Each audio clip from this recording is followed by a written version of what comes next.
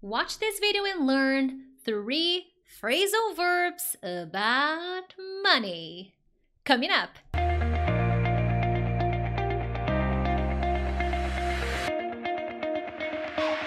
Hey friends, Teacher Prix here to help you talk to anyone, anywhere, anytime in English.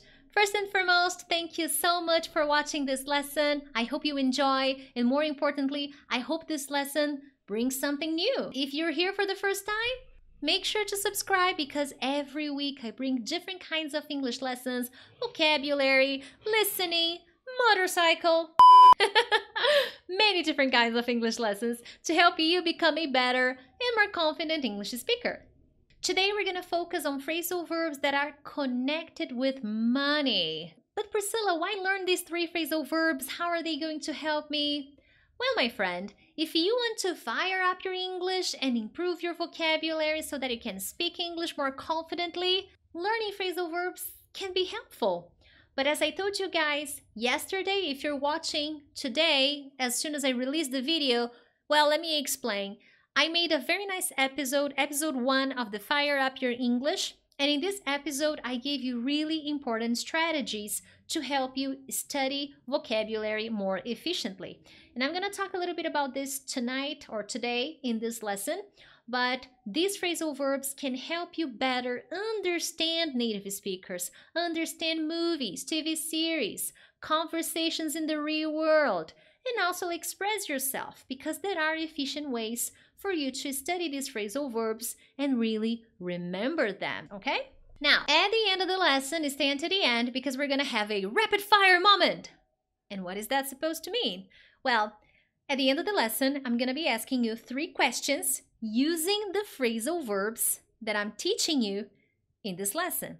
And the idea is for you to answer something about yourself, okay? And you have to think fast. You will come in the comments and you will reply. You will answer the 3 questions using the phrasal verbs I'm going to teach you in this lesson. That way, you're already using the words you're learning in this lesson. The first one, to chip in. To chip in means that you're going to help someone or other people by sharing the costs of an activity or of a present or of something that you decide to do together or to buy together.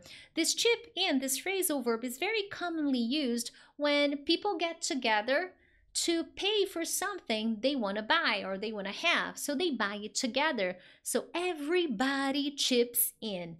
Everybody helps with a little bit of money. In most cases, it's connected to money, okay? So let's say you are at work in the office and everybody got together and chipped in to buy a very nice present for the department secretary.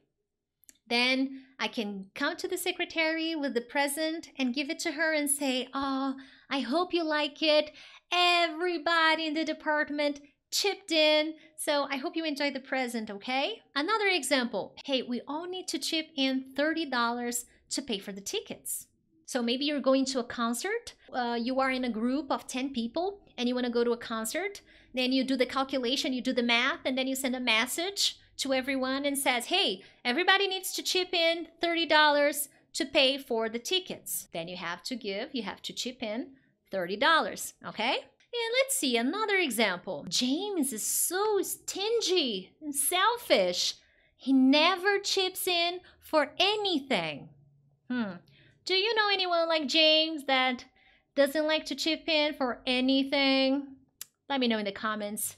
Unfortunately, I know a few guys like him. A few people, actually. Now, the next phrasal verb, to pay back. There are different translations to this phrasal verb, but my focus is money, ka-ching. So to pay back means to return the money someone has lent you, okay? So maybe you needed money, so you talk to a friend. Hey, can you lend me $10? I will pay you back tomorrow. I will pay you back. I will return the money you give me in 2 days or next week. Another example, hey, don't lend money to Linda. She never pays people back. That's really bad. Do you know anyone like Linda? Borrows money from people and never pays them back? That is an awful thing to do, don't you think? Another example. I don't like borrowing money, but when I do, I pay people back as soon as possible, as fast as I can. This is actually true about me. When I borrow money from people, which is very rare nowadays, I like to pay them back as fast as I can. I actually hate borrowing money. So this is true about me. And hey, if you're enjoying this lesson, make sure to hit the like button, because when you hit like, I understand that this is a good lesson and that you want more lessons like this one, okay? And if possible, share the love. Share this lesson with your friends. Now, moving on. The next phrasal verb can have two uses. Well, there are more, okay? But my focus in this lesson is to show you a noun, which is not a phrasal verb, okay? It's just an expression, a noun. And another one is the phrasal verb itself, okay? So to rip off. So here, rip off.